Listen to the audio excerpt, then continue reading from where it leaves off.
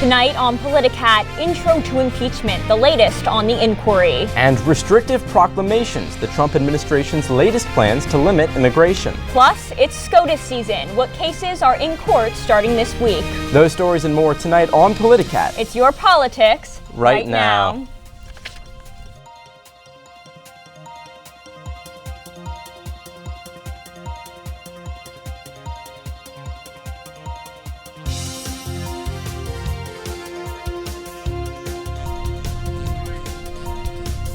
Good evening and welcome to Politicat. I'm Justin Sweetwood. And I'm Joey Safchik. It's our first week back after a busy summer. Let's unpack the latest.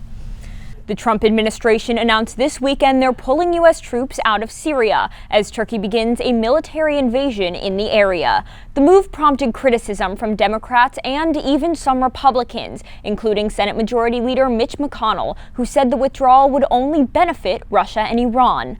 Others, like House Republican Liz Cheney, said this may endanger the Kurds, a group of U.S. allies in that region. The administration said they made the decision after a phone call with the Turkish president, but President Trump said Turkey would suffer economically if they act inhumanely. Hong Kong is currently wrapped up in growing political protests. This week, China officially condemned the protesters as extremist militants, and the city invoked an emergency law to ban face masks for protesters, making it harder for them to conceal their identities. Residents have been in the streets since June when city leaders announced a plan to allow extradition of criminal suspects to mainland China. That bill has since been withdrawn, but now protesters are demanding universal suffrage and accountability for alleged police brutality during the conflicts. This week, Microsoft announced a cyber attack from a group in Iran targeting a U.S. presidential campaign over the summer. The tech giant didn't specify which campaign was targeted, only that it was through Microsoft email accounts. The attackers also went after journalists, government officials, and other political figures. 241 accounts in total. 4 ended up being compromised, but none of those belonged to the campaign. And unemployment is now at a 50-year low. The U.S. Bureau of Labor Statistics reported the unemployment rate at 3.5%, with 136,000 jobs added last month. Despite this, wage growth continues to slow down, even as employment levels rise. And D.C. politics came to NU this week, when Congressman Adam Schiff visited campus to deliver a lecture. The chair of the House Intelligence Committee discussed the global rise of right-wing politics, including the Donald Trump presidency. Schiff has taken direct fire from the president in recent weeks because he's heavily involved in the impeachment inquiry launched against Trump. History professor Michael Allen led a discussion with Schiff after his address. He said the lecture was in the works much before the impeachment inquiry even began. Congressman Schiff accepted the invitation relatively quickly, and a date has been set for over a year. He was at the center of the Mueller investigation. When the impeachment inquiry opened, we thought maybe he's going to need to back out, but he seemed intent on going through. I was just very struck by how serious and thoughtful and I thought eloquent he was. I mean, he didn't strike me as someone who, is engaged in some kind of like partisan witch hunt. So heading back to D.C., what's the latest on the impeachment inquiry? Well, this morning, the Trump administration barred European Union Ambassador Gordon Sondland from testifying. Sondland was considered a key witness to Democrats, and Congressman Schiff told reporters today that Trump's decision was, quote, evidence of obstruction. Trump tweeted that he blocked Sondland because the investigation is a, quote, kangaroo court where the Republicans' rights are taken away. This investigation has dominated recent political news, beginning when a whistleblower reported a phone call between Trump and Ukrainian President Volodymyr Zelensky. As you probably know by now, transcripts of that phone call showed Trump asking the Ukrainian president to investigate former Vice President Joe Biden's family, all while Ukraine was seeking money from the U.S. Now, this led the House of Representatives to open an impeachment inquiry into President Trump, as some say he was asking for a quid pro quo. Trump has repeatedly denied this. Now that is a lot to unpack, and we want to examine all of it, so we're welcoming in our panel. We have Dylan Clausen of Northwestern College Republicans and Mia Mamone, Editor-in-Chief of North by Northwestern. Thank you. Yeah, of course. So to jump right in, this isn't the first time that President Trump has been accused of soliciting foreign aid in an election, but why now? Why is this inquiry coming about? Why didn't it happen with Russia? I mean, I think that's a great question. A lot of things that have happened in this administration don't make a lot of sense. I think now, people are really looking for the smoking gun, and we've seen even Republicans kind of say, this is very suspect, it should be investigated, it's not a matter of party, it's for the country. So I'm genuinely not sure, what makes it different, but I think it has the most possibility we've seen so far. Yeah. And I absolutely agree that people have been looking for the smoking gun for the Trump impeachment or potential impeachment for a long time. In fact, just a week after Trump was elected and multiple months before he was inaugurated, there were articles already being published by Vanity Fair, the Washington Post, and other outlets about whether or not Trump would be impeached and what might cause it. So this hunt has been out for a long time, and the Ukraine was just the best opportunity that Democrats have found to cling to so far.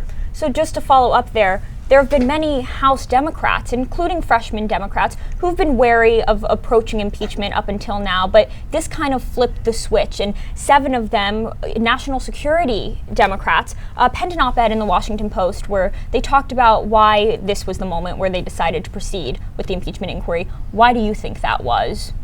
Yeah, well, like I said, I think that the Ukraine opportunity is the best that the Democrats have managed so far in terms of having the potential for an impeachable offense. I don't think the evidence is there as of now to actually impeach the president, though I wouldn't be surprised to see the inquiry proceed to a vote in the House floor and have it passed along to the Senate.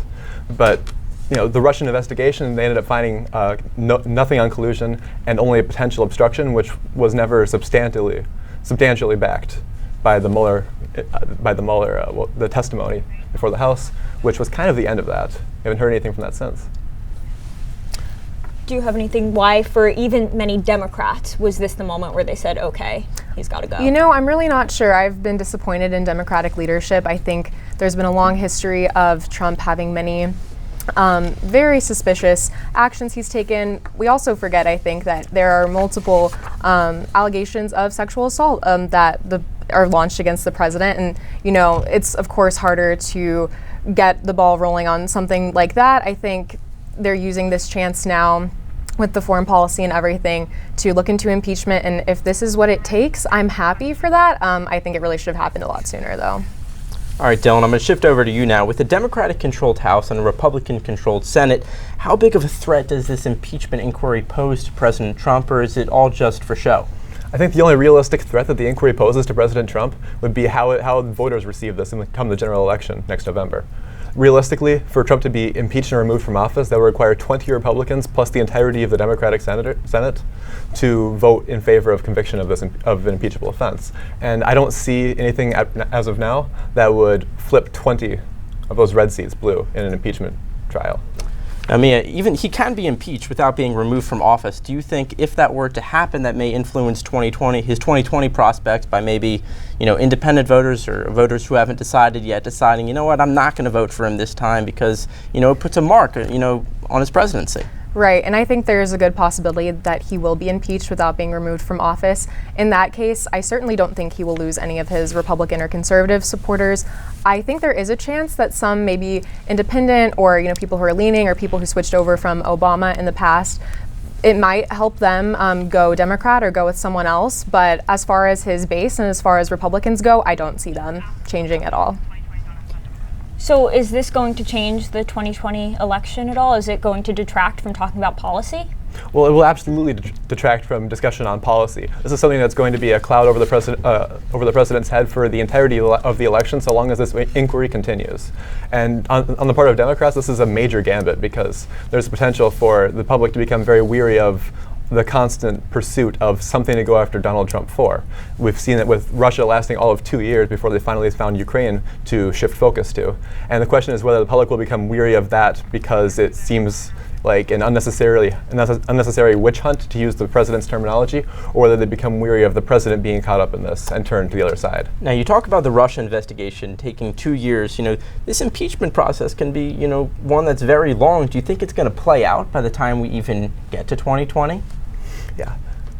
I think that's going to depend very heavily on what comes in the next couple of weeks, couple of months on the inquiry side. Right now, all we have to go off of is a transcript and the 2 whistleblowers, one of which leaked the transcript effectively, and the other of which basically said the first whistleblower was right.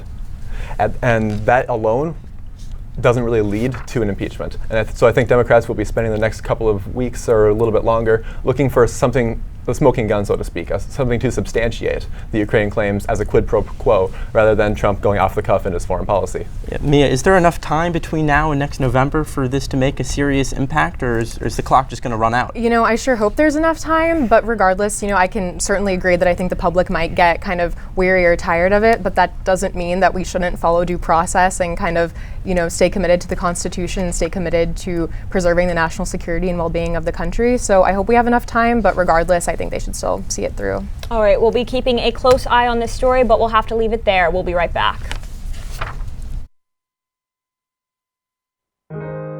At Northwestern, we're wildcats in every way.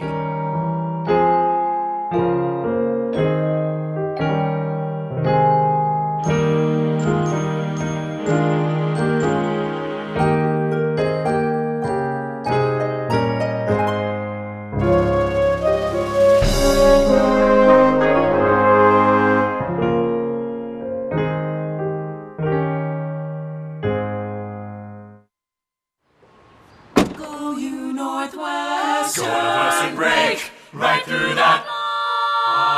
With our colors flying, we will cheer you all to go. Go you Northwestern, fight for victory, sweet victory, for the fame of our fair name, and go Northwestern, win that game. Go Cats! At Northwestern University, we are pioneering innovation and achieving excellence across every imaginable discipline.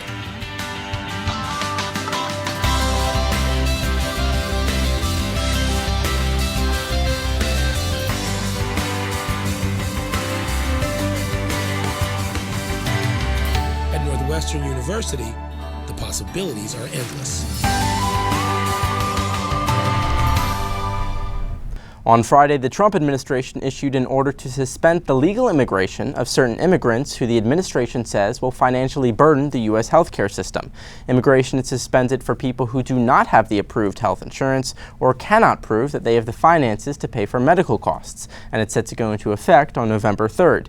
In a press release, President Trump says this was done to, quote, protect the availability of health care for Americans. The order will not affect certain groups, including refugees and asylum seekers. Let's look further into this with our panel. Considering the Trump administration's long history with restrictions on legal immigration, how do you think this will play out in the courts? I mean, I think it's not surprising given that at every chance he's gotten, he's wanted to curb legal immigration. I think it's particularly sad and kind of pathetic that he's targeting very vulnerable people who need medical help. I certainly think groups like the ACLU and others will immediately try to get litigation going. I would hope that the courts would see this as the discrimination it seems to be, but you know, who's to say? What are the next steps that we're going to see in the coming days and weeks? Yeah. Well, I absolutely expect to see this into the courts sooner rather than later, because this is based upon a relatively loose interpretation of the president's ability to restrict immigration by certain groups and the entry of foreign nationals into the United States. So healthcare has been a significant talking point in the 2020 campaign thus far. How will this change that conversation? Yeah. Well, if anything, this conversation will direct the healthcare discussion towards those who are, you know, back towards, I guess, the legal and illegal immigrants who are currently operating off of government-subsidized healthcare, because that is what this decision and this action by President Trump is attempting to curb. So if it drives the narrative in healthcare in any direction, it will be towards immigration. I think this can really strengthen the points made in campaigns like Sanders and Warren, who really want to give more access to all people in the United States healthcare. I think for them, they'll make the point possibly that, you know, if these are people legally immigrating, of course they should benefit from Medicare for all and from their plans. So I think that'll really only give them a more, you know, boost of the views that they have that are pretty favorable right now. Do you think the voters will buy into that? I think the people who support Medicare for all will buy into that, yeah. Now, do you expect to see a lot of support or protest for this order? Almost everything Trump's done with immigration has drawn protests to some degree, so I don't expect this to be anything too terribly different. The difference here is simply that it's through the legal process, so the people who are involved are not in the country to potentially partake in those protests, as we've seen happen along the border sometimes. Do you think all of the media attention given to the impeachment inquiry is going to take away from the public's really just perception that this is even happening? Absolutely, and this isn't the first time that Donald Trump has made moves to alter immigration policy when he's been in the news for other things that the Democrats have perceived as scandals rather than policy. And Mia, how does this fit into Trump's re-election campaign? Is this just another asterisk? Are there other problems that are more pressing right now as we're just about a year out from the election? I mean, I think if he's really trying to, hold down his base, I think this will make them very happy. This is the kind of policy I think that they expected from him, and so in that sense he's delivering. I think a more general view would be that there are a lot more other important things to focus on for the country at large, but I think it will appeal to his base certainly. Why now? Why are they rolling this out now in the middle of all this impeachment inquiry? That's just speculation, but... Right. I mean, I think, it's anyone's guess, but of course it's always easier to release something like this that's controversial during, a time of bigger scandal. There's always so much going on with this administration, though, so it feels like almost anytime anything happens, there's a scandal. So who's to say? Yeah, well, when the president's under investigation, that doesn't necessarily mean that there's a cessation to his other policy implementations. And this one in particular is especially approachable for the president because it doesn't require congressional involvement. As he does not have control of the House right now, and he's struggled even when he did to get the consensus of the Republican Party, this is something that is easy for the president to implement on his own. All right, thanks so much to our panel. We're going to have to leave it right there, and we'll be back with more Politicat after this.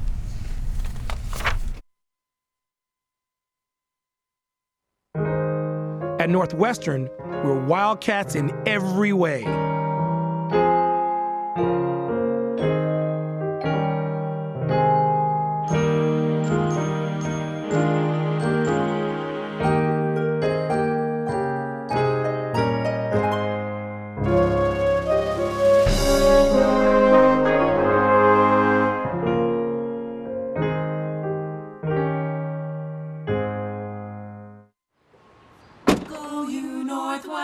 Northwestern, break right through that. With our colors flying, we will cheer you all the go. Go you Northwestern, fight for victory, sweet victory, for the fame of our fair name, and go Northwestern, win that game. Go Cats! The 2020 Democratic candidates have released their fundraising numbers for this quarter. For a look into what that means for the frontrunners, we turn to Justin for this week's Money Minute. With the Iowa caucuses just under 4 months away, lots of eyes have been drawn to the polls. Can Biden maintain his lead? Does Biden even have a lead? And what do the numbers say about Elizabeth Warren, Bernie Sanders, and Mayor Pete? But the best indicator of who might win the nomination has less to do with percentage points than it has to do with dollars. And that's the focus of this week's Money Minute. Whoever wins the nomination will need money, and that puts Sanders and Warren in prime position. Bernie raised over $25 million in the third quarter of 2019, up 40% from quarter two.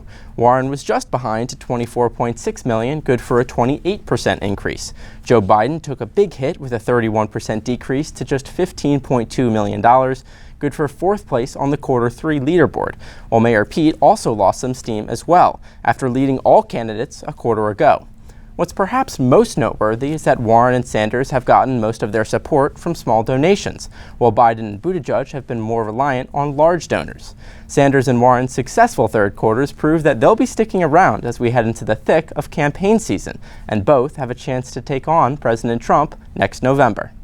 It's time for my favorite segment, News You Didn't Know, catching up on all the news we might have missed this week. So do you remember when your news feeds were overwhelmed with pictures of the Amazon rainforest burning over the summer? And then, as it happens, other news took precedence and those disappeared. But the Amazon is still on fire. It's a record fire season. The extent of the fires isn't as bad now as it was a few weeks ago, but it's still way worse than last year. Now, it's important to understand the root of huge environmental disasters like this. Experts say illegal logging and criminal exploitation of the world's largest rainforest are to blame. But an international campaign urging the Brazilian government to act is attributed to helping slow down the flames. The death toll in Iraq is over 100 after a week of anti-government protests. Upwards of 6,000 people have been injured. The protests appear to start spontaneously last week, and a call to action on social media has brought thousands of young adults to the streets. They're demanding better public services and calling out governmental corruption. The Iraqi army and police responded with live ammunition and tear gas. The United Nations also reported that 3 journalists were detained. And here's a news you didn't know that will give you some hope in humanity. A neurosurgeon in Louisiana goes beyond the call of duty, spending 12 days each month in his home country of Nigeria, where Dr. Suleiman provides health care, sometimes for free. The World Health Organization reports Nigeria has about 4 physicians per 10,000 people, as opposed to the US's 26. And it's time to talk TikTok. Among the singing videos and challenges, the social media platform has become a hotbed for political activism. Ironically, TikTok banned political ads last week, saying they don't fit the TikTok experience. Nevertheless, users, especially young users, are still taking on climate change, gun violence, and more. Here's a TikTok of teens taking on these topics.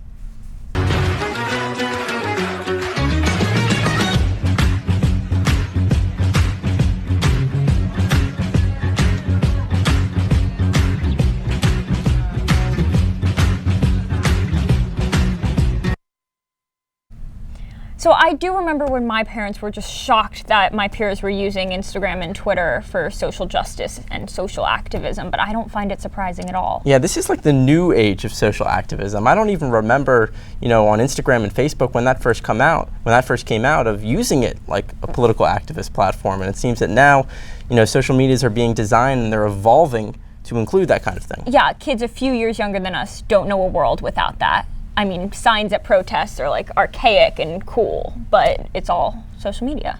Definitely. We'll have to leave it right there. We'll be back after this break.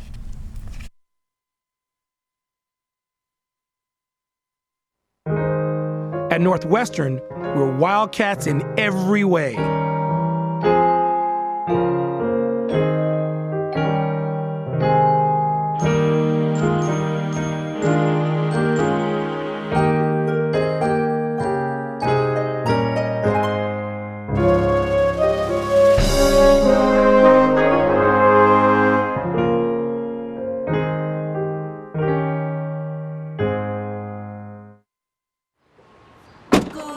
Northwestern break right through that with our colors flying.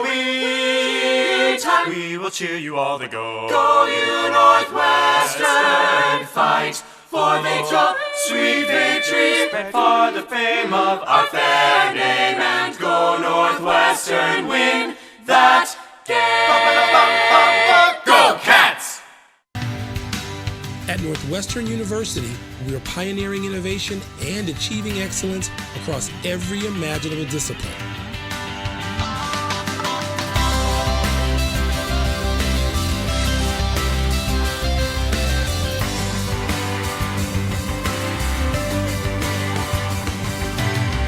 At Northwestern University, the possibilities are endless.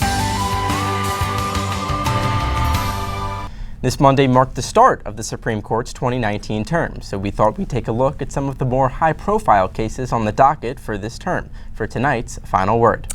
The court kicked off their season yesterday. In one of the first cases, justices are asked to evaluate a Louisiana law that requires doctors who perform abortions to have certification allowing them to admit people to the hospital.